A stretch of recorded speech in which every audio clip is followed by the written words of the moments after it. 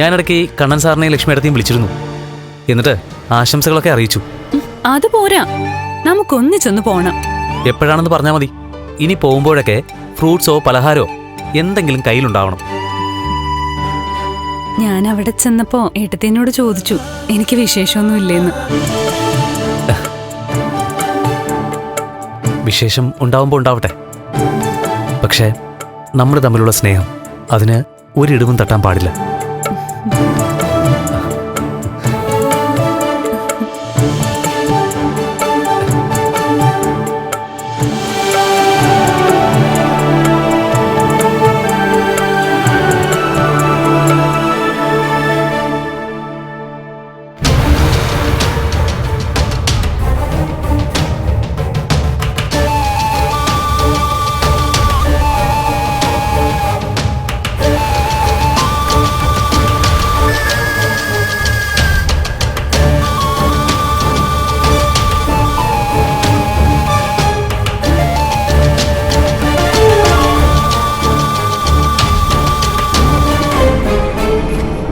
മോളെ, അവൻ കൊണ്ടുവന്ന സമ്മാനം നീ എടുത്തു നോക്കിയില്ലേ? എന്തോ നോക്കാനാ, വല്ല 1 ഗ്രാമിന്റെ എന്തെങ്കിലും ആയിരിക്കും. എന്നാലും കൊണ്ടുവന്ന സമ്മാനം എന്താണെന്ന് ഒന്നും എടുത്തു നോക്കാന്നുള്ള മര്യാദയില്ലേ മോളെ? അതെ, ഞാനൊന്ന് നോക്കാം അല്ലേ? നോക്കട്ടെ. അയ്യോ, ഇതിന് നല്ല വെയിറ്റ് ഉണ്ടല്ലോ. അതൊന്ന് തുറക്കമേ. തുറക്കട്ടെ.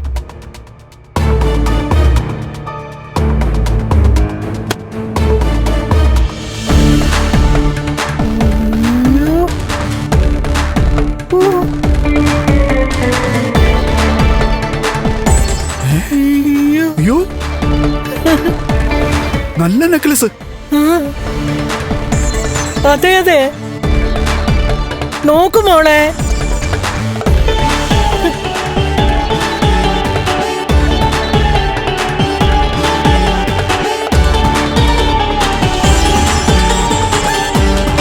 വെച്ച് നോക്കട്ടെ. നോക്കട്ടെ.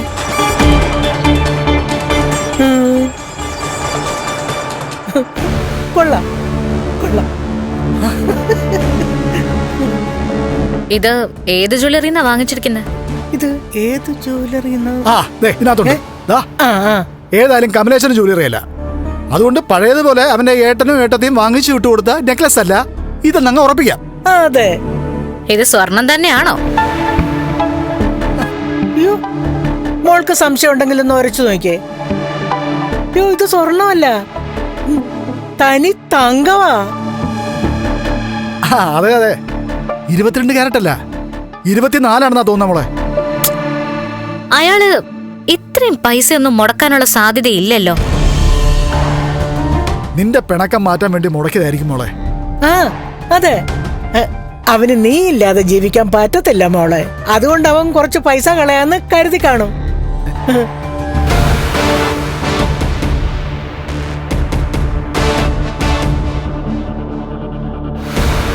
എന്തൊക്കെ പറഞ്ഞാലും അവൻ ഈ കാര്യത്തിൽ പിശുക്കൊന്നും കാണിച്ചിട്ടില്ല.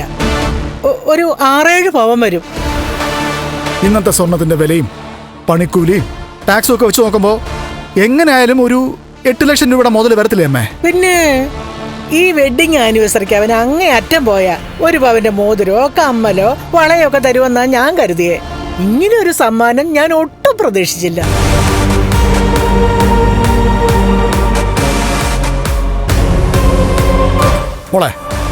മോള് വേറൊരു ആളെ കല്യാണം കഴിച്ചെന്നിരിക്കട്ടെ. അമ്മയ്ക്കും അച്ഛനും കൂടെ ഒരു ഒറ്റ മോനാണെന്നും ഇരിക്കട്ടെ. അങ്ങനെ ഒരു തന്നെ ആയാൽ പോലും ഇന്നത്തെ കാലത്തിന് വെഡിങ് ആനിവേഴ്സറിക്ക് ഇതുപോലൊരു സമ്മാനം തരത്തില്ല. അതെ അതെ, ഇവിടെ കണ്ണൻ ഉണ്ണിയെക്കാളും കാശുകാരനാ. അതുകൊണ്ട് തന്നെ ലക്ഷ്മി അവിടെ ഉണ്ടായി പോയതുകൊണ്ടാ ഈ മോൾക്കെല്ലാം ഈ കുറവായിട്ട് തോന്നുന്നത്. ഉണ്ണിക്ക് മോളുടെ ഭർത്താവാകാൻ യോഗ്യതയില്ലെന്ന് മോള് പറയുന്നതും അതുകൊണ്ട് തന്നെയാ മോളെ. അതുകൊണ്ട് തന്നെയാ. അങ്ങനെയുള്ള വീട്ടിലേക്ക് എന്നെ കല്യാണം കഴിപ്പിച്ചു വിടാൻ ആരെങ്കിലും പറഞ്ഞായിരുന്നോ? അന്ന് കല്യാണം നടക്കുമ്പോ ഞങ്ങളെ പോലെ തന്നെ മോളും ഒത്തിരി സന്തോഷിച്ചതല്ലേ. വീൽ ചെയറിലിരിക്കുന്ന കണ്ണനെ കണ്ട് അന്ന് മോളും ഞങ്ങൾക്കൊപ്പം നിന്ന് ഒരുപാട് ചിരിച്ചതുമല്ലേ. അന്നേ ഏറ്റവും കൂടുതൽ കരഞ്ഞത് മോഹിനിയാ. എന്റെ മകളെ നടക്കടലിലേക്ക് എറിഞ്ഞു കൊടുത്തെന്ന് പോലും അവള് ഞങ്ങളുടെ മുഖത്ത് നോക്കി പറഞ്ഞതാ. പിന്നെ ലക്ഷ്മിയുടെ പ്രാർത്ഥനയും മന്ത്രവാദമൊക്കെ കൊണ്ട് കാര്യങ്ങളെല്ലാം അവൾക്ക് അനുകൂലമായിട്ട് വന്നു എന്ന് മാത്രം. അതിന് ഞങ്ങളെ എന്തിനാണ് മോളെ ഇങ്ങനെ പഴിക്കുന്നത്? ഇതൊന്നും എന്നെ അങ്ങനെ സന്തോഷിപ്പിച്ചിട്ടില്ല മുത്തശ്ശി. എനിക്ക് സന്തോഷാവണമെങ്കില് ഞാൻ പറഞ്ഞത് നടക്കണം. കണ്ണനും മഹാലക്ഷ്മിയും വേർപിരിയണം. അവളെ ആ വീട്ടിൽ നിന്ന് എല്ലാരും കൂടി അടിച്ചു പുറത്താക്കണം. അത് നടക്കാത്ത കാര്യമല്ലേ മോളെ? നടക്കാത്ത കാര്യമാണെങ്കിലേ അവൾ അവിടെയും ഞാൻ ഇവിടെയായിട്ട് ഇനിയുള്ള കാലം ജീവിക്കും. എന്റെ പിണക്കം മാറ്റാൻ അയാള് കൊണ്ടുവന്ന ഈ സ്വർണത്തിനൊന്നും കഴിയില്ല. വേണ്ടടാ പ്രതാപ, മോളെ ഇഷ്ടത്തിന് എന്താന്ന് വെച്ചാ ചെയ്യട്ടെ. നീ വാ. ഇത്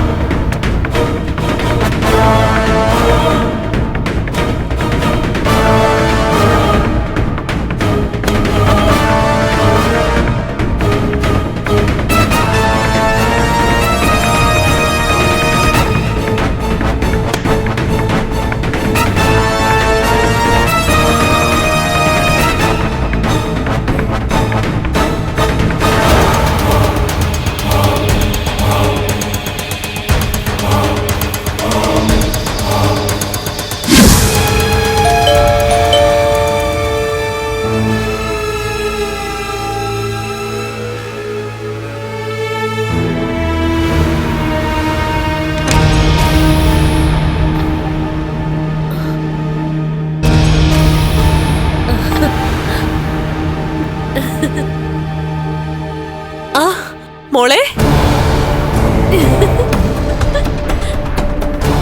ഇത് ആരാ വന്നിരിക്കുന്നേ? വെഡിങ് ആനിവേഴ്സറി ആയിട്ട് കൃത്യമായിട്ട് അങ്ങ് എത്തിയല്ലോ.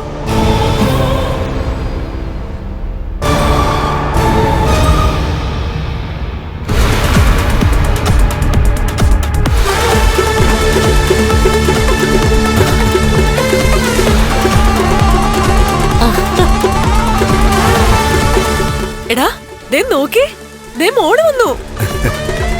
എങ്കിൽ പിന്നെ ഞാൻ വന്നപ്പോ തന്നെ തനിക്ക് എന്നോട് വന്നൂടായിരുന്നു കരണേ.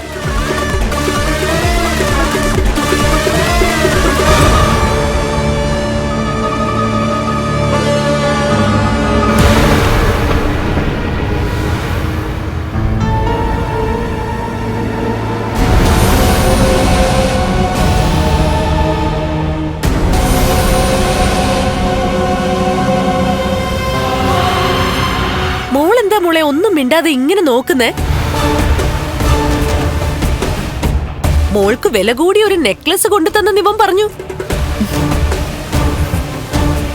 മോളെ, ഞാനായി ഇവനോട് പറഞ്ഞത് ഇത്തവണ ആദ്യത്തെ വെഡിങ് ആനിവേഴ്സറി ആണ്, അതിന് സമ്മാനമായിട്ട് നല്ല വെട്ടിത്തിളങ്ങുന്ന ഒരു നെക്ലസ് മോളുടെ കഴുത്തിൽ കിടക്കണമെന്ന്. അയ്യോ, അതെന്താ മോളെ ഇട്ടോണ്ട് വരാതിരുന്നേ? അത് ദേ ഇതിനകത്തുണ്ട്. മോൻ വാങ്ങിയ നെക്ലസ് അമ്മ തന്നെ കിട്ടോ.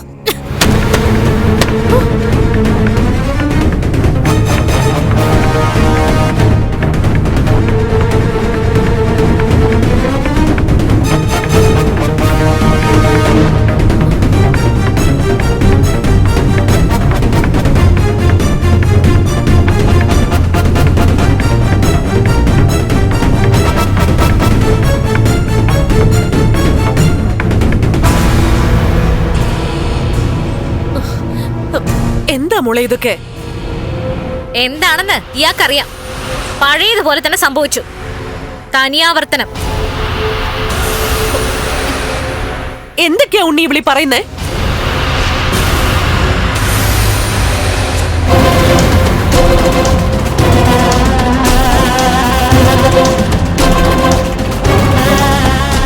എന്റെ ഭർത്താവിന്റെ കപ്പാസിറ്റി എത്രയാണെന്ന് മറ്റാരെക്കാളും നന്നായിട്ട് എനിക്കറിയാം.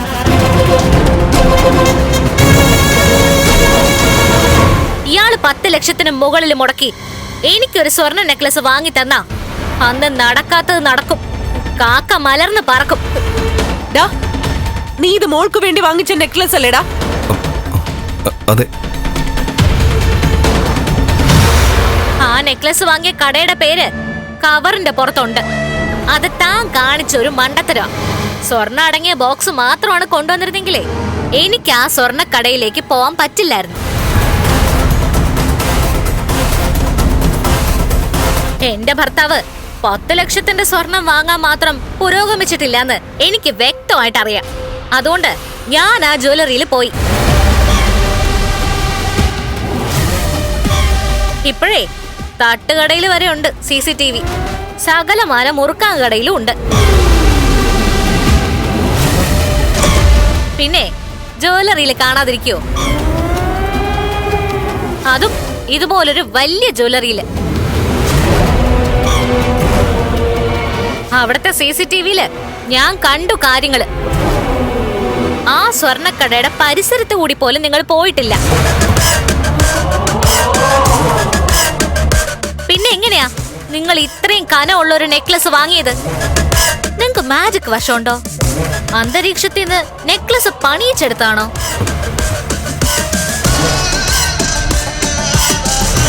പറ, എങ്ങനെയാ ഈ നെക്ലസ് നിങ്ങളുടെ കയ്യിൽ വന്നത്?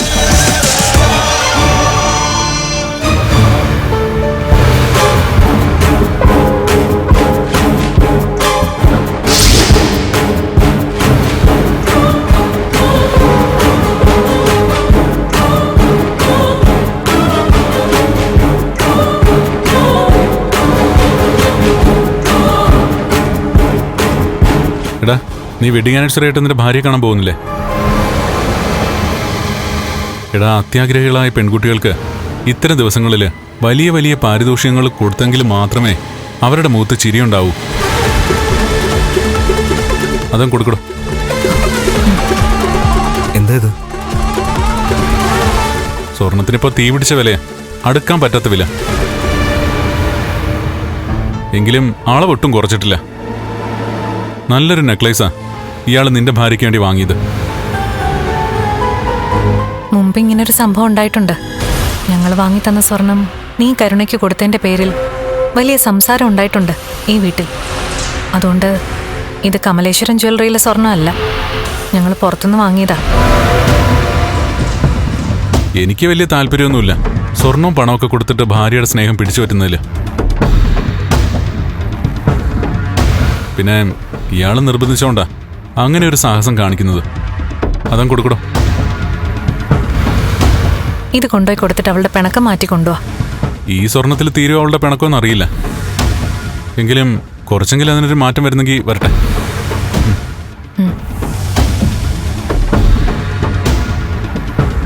ഓടോ.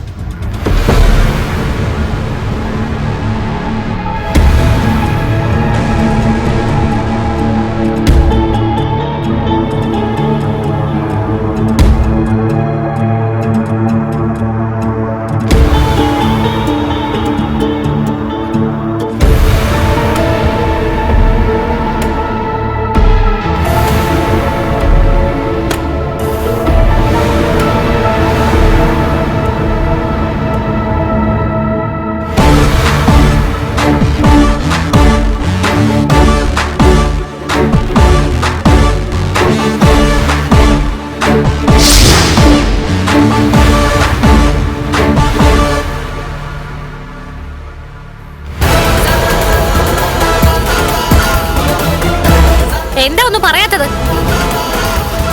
അതുകൊണ്ടാ ഞാൻ പറഞ്ഞത് നടന്നതൊക്കെ തനി ആവർത്തനമാണെന്ന്.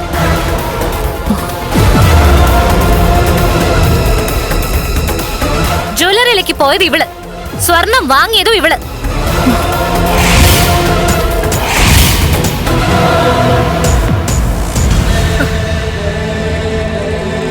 എന്നിട്ട് അത് കൊണ്ടുവന്ന് തന്റെ കയ്യിൽ തന്നപ്പോ താൻ അന്തസ്സുള്ള ഒരുത്തനായിരുന്നെങ്കില് ഇവളുടെ മുഖത്തോട്ട് എറിഞ്ഞു കൊടുത്തേനടോ. അതിന് പകരം നാണോ മാനോ ഇല്ലാതെ അത് വാങ്ങിച്ചിട്ട് വെഡിങ് ആനിവേഴ്സറിയുടെ അന്ന് പിണങ്ങി പിരിഞ്ഞ് സ്വന്തം വീട്ടിൽ നിന്ന് എന്റെ മുന്നിലേക്ക് കൊണ്ടുവന്നിരിക്ക എന്റെ പിണക്കം മാറ്റാനായിട്ട്.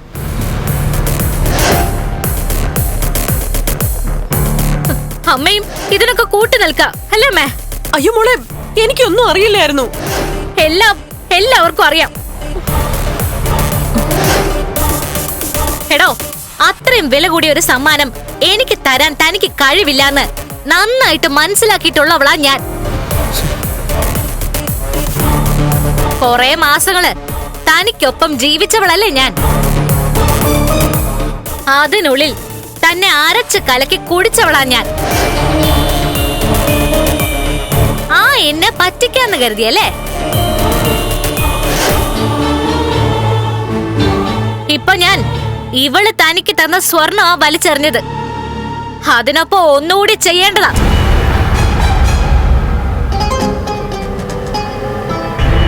ദേ, ഈ താലിയുണ്ടല്ലോ, ഇതും അഴിച്ച് തന്റെ മുഖത്തേക്ക് എറിഞ്ഞു തരേണ്ടതാ. തൽക്കാലം അത് ഞാൻ ചെയ്യുന്നില്ല. നമ്മൾ തമ്മിൽ ബന്ധം പിരിയുന്ന ഒരു ദിവസം വരും. അന്ന് അങ്ങനൊരു മുഹൂർത്തം ഞാൻ മാറ്റി വച്ചിരിക്ക. കമലേശ്വരൻ ജ്വല്ലറി മാറ്റിയിട്ട് മറ്റൊരു ജ്വല്ലറിന്ന് സ്വർണം എടുത്താലും എന്റെ ഭർത്താവ് മാറില്ലടോ. സ്വന്തം ഏട്ടന്റെ തണലില് ജീവിച്ച തനിക്ക് ഈ ജന്മം പെണ്ണിന്റെ മനസ്സറിഞ്ഞ് ജീവിക്കാൻ പറ്റില്ലടോ. ഇവളുണ്ടല്ലോ, ഇയാളെ പോലൊരാളെ കല്യാണം കഴിച്ചതിന്റെ പരിക്ക് തീർക്കുന്നത് ഇങ്ങനൊക്കെ ചെയ്തിട്ടാ. ഇപ്പൊ ഇവളുടെ മനസ്സിനകത്ത് ചിരിയാടോ. ഇവൾക്ക് നഷ്ടപ്പെട്ടു പോയ കുടുംബജീവിതം എനിക്ക് വേണ്ടാന്ന് ഇവൾ ഉറപ്പിച്ചു കഴിഞ്ഞു.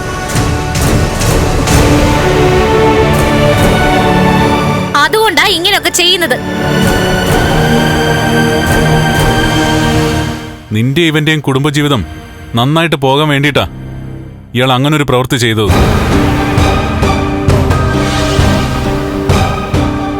ആ സമയത്ത് ഞാൻ ഇയാളെ ഒരുപാട് കുറ്റപ്പെടുത്തിയതാ, വിമർശിച്ചതാ. അതൊന്നും ഇയാള് കേട്ടില്ല. ആരും ഒന്നും പറയണ്ട, എല്ലാരും കണക്കാ.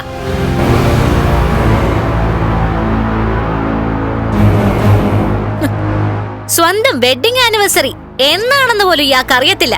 അതറിഞ്ഞായിരുന്നോ അമ്മ?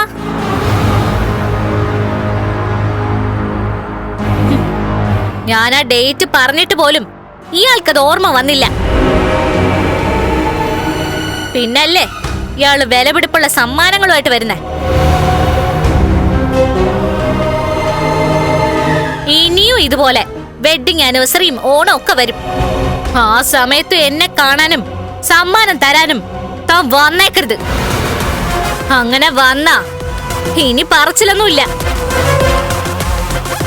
എന്റെ അച്ഛനും മുത്തശ്ശിയും ഞാനും കൂടി തന്നെ ആട്ടി ഓടിക്കും.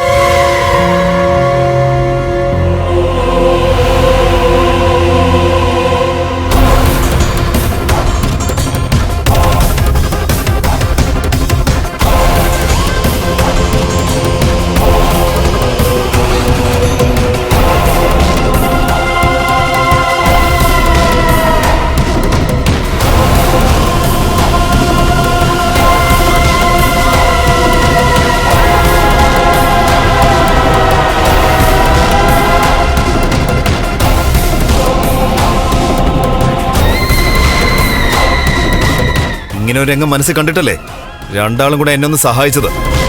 പഴയ പോലെ എന്റെ കയ്യിൽ സ്വർണം കൊണ്ട് തന്നത്. സ്വർണം കൊണ്ട് തന്നിട്ടേ ഇവള് വിളിച്ചു പറഞ്ഞു കാണും, ഇവളാണ് നിന്റെ കയ്യിൽ സ്വർണം തന്നതെന്ന്. അങ്ങനെ അവള് പറഞ്ഞോ? അല്ലെങ്കിൽ പിന്നെ എന്തിനാടി ഇങ്ങനെയുള്ള സൗജന്യങ്ങളൊക്കെ നീ ചെയ്യുന്നേ? എങ്ങനെയും ഇവനെയും കരുണയും തമ്മിൽ അകറ്റണം. കരുണ താലി ഊരി തരണം, ബന്ധം പിരിയണം. ഇതൊക്കെ തന്നെയല്ലേ നിങ്ങൾ രണ്ടുപേരും ആഗ്രഹിക്കുന്നേ? ഇതൊക്കെ കേൾക്കാൻ താൻ ബാധ്യസ്ഥയാ.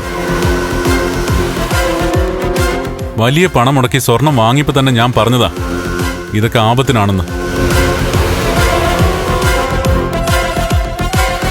എന്നാ നാണോ മാനോ ഉള്ളവനാണെങ്കിൽ പഴയൊരു സംഭവം മുന്നിലുള്ളതുകൊണ്ട് ഇങ്ങനെ ഒരു സമ്മാനം കൊണ്ടു തരുമ്പോ അത് വാങ്ങിക്കത്തില്ല.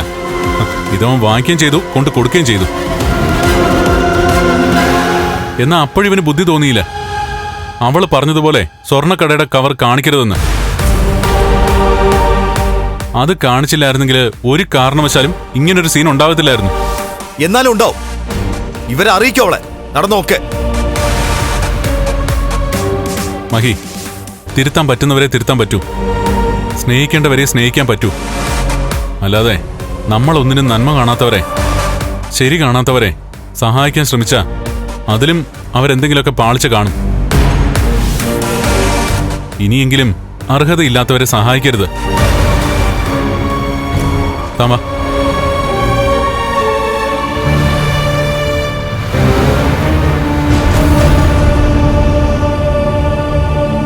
ആ 10-12 ലക്ഷം കൊടുത്ത് വാങ്ങിയ സ്വർണ്ണമല്ല അത്. അതിങ്ങെടുക്ക്. ഇനിയിപ്പോ താനത് കൈത്താൻ വെച്ചോ. വാങ്ങിയവർക്ക് തന്നെ അത് കിട്ടുകയും ചെയ്തു. 10 ലക്ഷം രൂപയ്ക്ക് മുകളിലാ മുടക്കിയത്. അത് നഷ്ടപ്പെട്ടു പോവാനേ ആരും ആഗ്രഹിക്കത്തില്ല. 10 ലക്ഷം രൂപയെന്നൊക്കെ പറഞ്ഞാല് ഇയാളെ സംബന്ധിച്ചിടത്തോളം നിസ്സാരമാ. കോടികളുടെ പുറത്തിരിക്കുന്ന ഒരാളാ ഇപ്പോഴെന്റെ ഭാര്യ. അതെല്ലാവരും മനസ്സിലാക്കണം.